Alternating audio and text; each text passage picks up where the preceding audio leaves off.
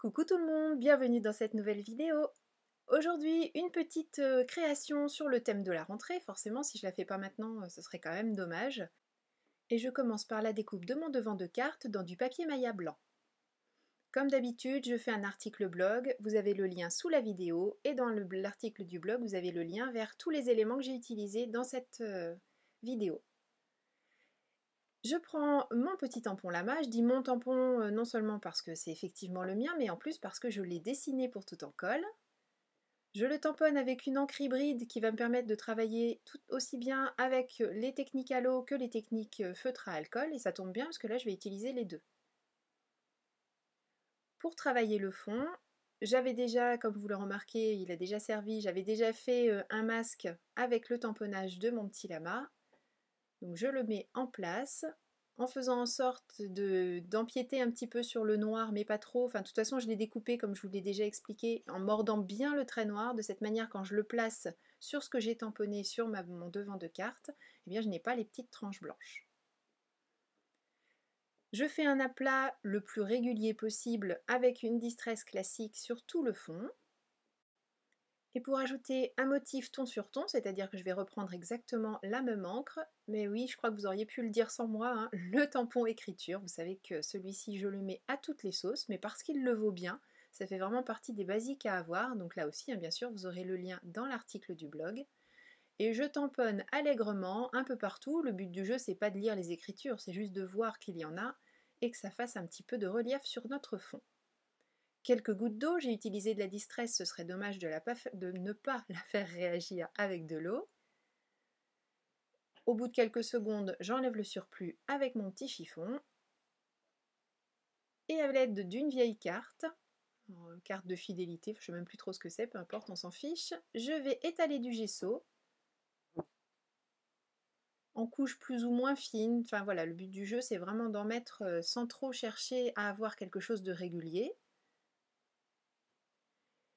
Pour l'instant, il paraît bien blanc, mais quand il aura bien séché, vous allez le voir un petit peu plus loin, il prend en fait un petit peu la couleur de la distress, donc ça garde un peu de blanc, mais ça prend aussi la couleur de la distress, et vraiment j'adore. J'ai utilisé un pochoir tout en colle, une autre couleur de distress, et je fais également un petit cadre, vous le savez, toujours pour ramener l'œil au milieu de la création. Je vous montre là pour les personnes qui n'ont pas beaucoup l'habitude et qui sont un petit peu trop généreuses avec l'encre. En fait, on n'en met que sur un tout petit bout de la mousse. On part vraiment de l'extérieur comme si on voulait mettre l'encre sur la plaque de verre et on vient mordre le papier petit à petit.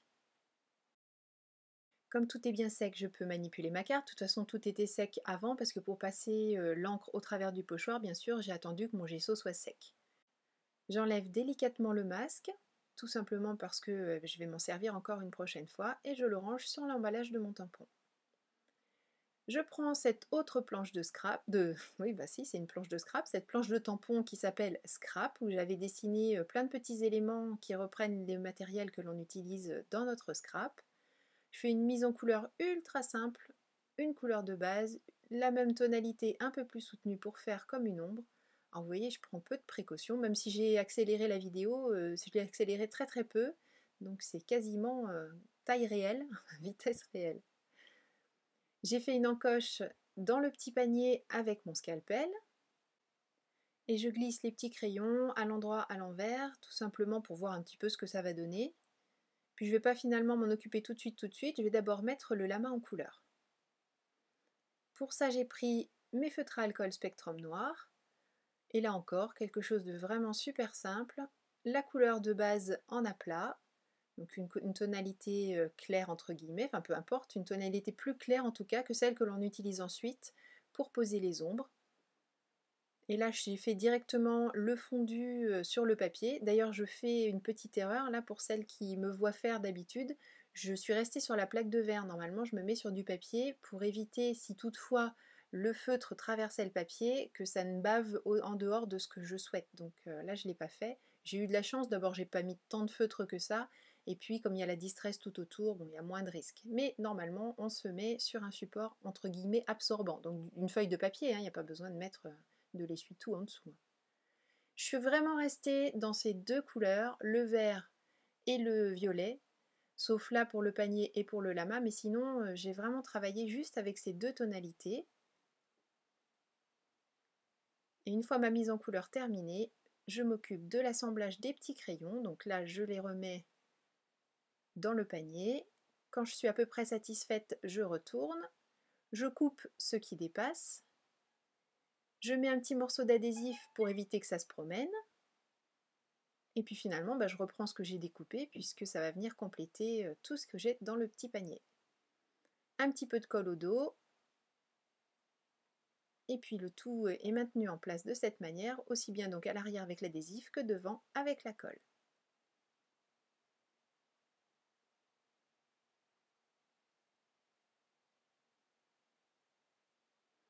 J'ai collé au dos un petit papier violet, je vous montre que j'ai fait quelque chose de vraiment très très fin au niveau du pourtour. Il doit y avoir 1,5 mm de... Non, il n'y a pas 2 mm, il y a 1,5 mm, c'est vraiment pour faire un rappel, rigidifier un peu ma carte. Bon, même si je travaillais sur du Maya, il n'y avait pas vraiment besoin de rigidifier, mais bon. Et je pose le tout sur un papier noir pardon, qui sera ma base de carte. Et là, j'ai laissé un cadre un petit peu plus important tout autour. Pourquoi noir? Tout simplement pour faire un rappel avec le tamponnage du lama et faire bien ressortir le côté lumineux des couleurs que j'ai utilisées, et notamment ce vert olive. Comme d'habitude, hein, je place ma carte, je coupe autour avec mon cutter, je fais mon petit pli avec ma bille à gaufrer. Et je vous l'ai déjà dit, mais je vous rassure, je ne jette pas bien sûr ce que j'ai mis de côté, je m'en sers régulièrement pour faire des ATC, pour faire des marque-pages, voilà, des choses plus petites.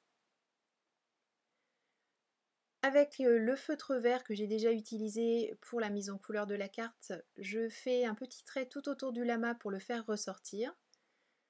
Là par contre j'ai eu une petite surprise. Oui et non, mais je me souvenais plus de la réaction du feutre à alcool sur le gesso.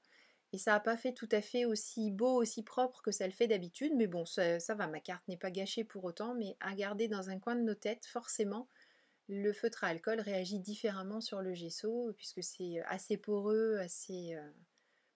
ça prend facilement la couleur et ça avale entre guillemets l'encre. Donc c'est difficile de faire des dégradés, hein. C'est pas le but recherché. Pour le sentiment, j'ai ressorti mon tampon bande de caractère.